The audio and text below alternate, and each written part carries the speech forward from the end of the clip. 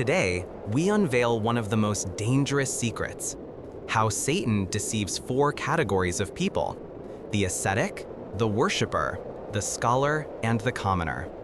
What you're about to hear may forever change your perspective. Let's begin with the broadest group, the commoners, you and me. How does Satan trap us? Simply through two major doors: ignorance and the embellishment of desires.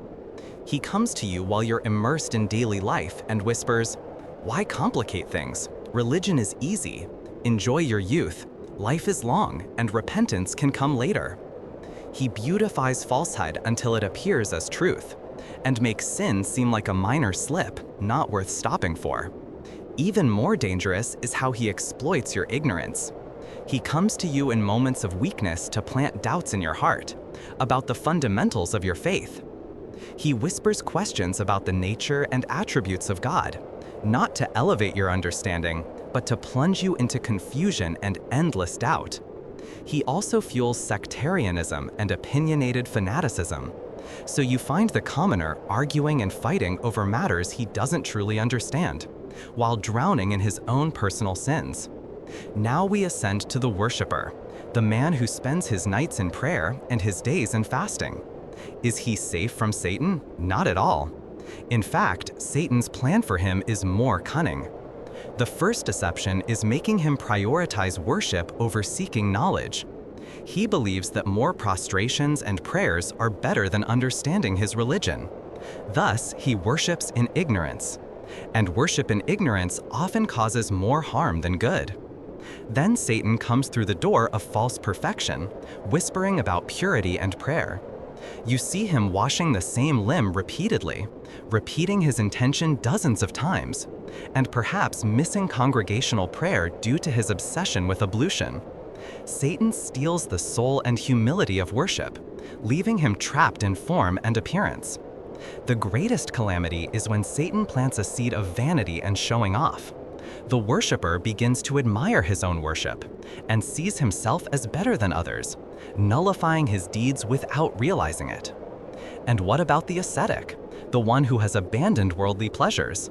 Isn't he the farthest from Satan's traps?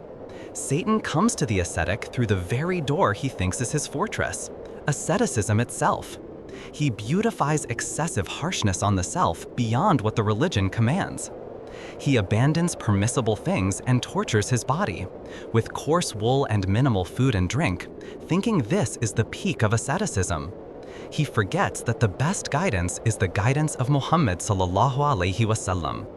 Then Satan enters through the hidden door of arrogance, making him look down on worldly people with a mix of pity and superiority. He may even isolate himself completely from people, claiming they are corrupt, abandoning enjoining good and forbidding evil, which are among the greatest acts of worship.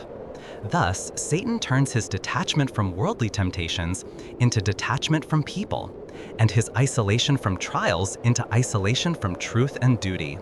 Now we come to the most precious prey, the target where Satan puts all his expertise and cunning: the scholar. How does Satan mislead the one who carries the light of knowledge? First, he opens the door of arrogance and vanity through knowledge. The scholar sees himself as great because of what he has learned, and looks at others with disdain. This arrogance makes him reject the truth if it comes from someone else. Second, Satan beautifies engagement in branches of knowledge that have no practical benefit, like obscure readings or pointless debates, at the expense of learning obligations and essentials. You find the scholar dominating gatherings with arguments and debates, not to reveal truth, but to be praised as knowledgeable and skilled. Third, Satan plants envy of peers in his heart. He doesn't rejoice when another scholar spreads goodness. Instead, he feels resentment and begins to track his mistakes and defame him. Finally, Satan may push him to use his knowledge as a commodity, to reach rulers and fulfill worldly ambitions, selling his religion for a fleeting worldly gain. Commoner, worshiper, ascetic, scholar, none of us are immune. Satan's traps are laid on every path, and his steps stalk us in every moment of heedlessness. This is a continuous war since the dawn of creation. Our weapon is not just abundant worship or deep knowledge, but sincerity to God, constant reliance on Him, adherence to the Qur'an and Sunnah, and understanding the tricks and schemes of our enemy. Never feel safe, always remain vigilant. The enemy never sleeps, and he knows you better than you think.